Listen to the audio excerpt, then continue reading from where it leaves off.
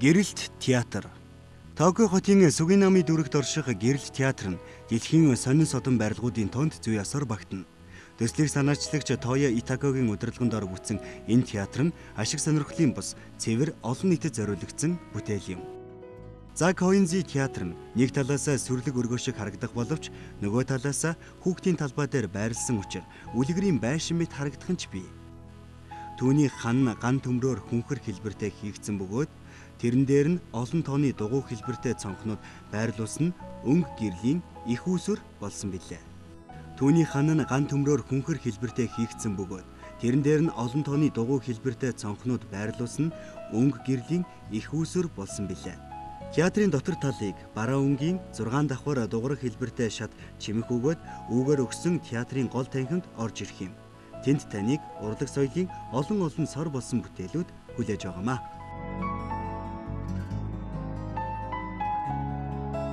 Ган үүл.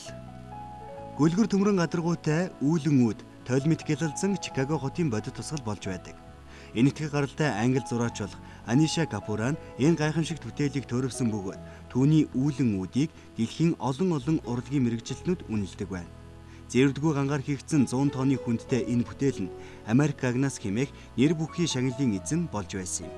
168 төмөр ялцаас бүтсэн түүний гадрах дээд зэргийн төвшөнд гагнацсныг заацнуудын хооронд өчүүхэнч зай гарахгүй байгаагаас харж болох юм.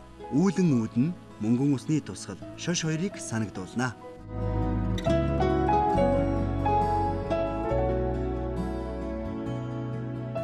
Тел Авива. Израиль улсын хоолон хотын Тел Авива хэмээх хой захад байрлах музейн төслийг Английн уран барилгачин Рон Арад санаачилсан бөгөөд энэ музей нь ашиг хонжооны зорилготой баригдсан ямар нэгэн барилгатай тун дөсгүй юм. Энэ нь үзэгсэлэнгийн бүтээл мэт өнгө аястай. 170 мянган хүн амтай хоолон хотын захиргаанд Роныг дуудан чи бидэнд шуудангийн маркийг чимэх гайхалтай сайхан музей бүтээж өгч чадах уу хэмээн асуусан байна. Тийм ээ, тэр мэдээж чадсан. Араад цагаан өнгийн үзэгсэлэнгийн танхимыг долгиолсон ган дугуйруудаар хүрээлсэн музейн хувьд нарны хамгаалалт, барилгын хувьд суур бие буюу каркас нь болж өгсөн байна. Мөн өрмөц шийдэлтэй энэхүү музейн шуудангийн маркийг чимэх нь гарцаагүй юм а.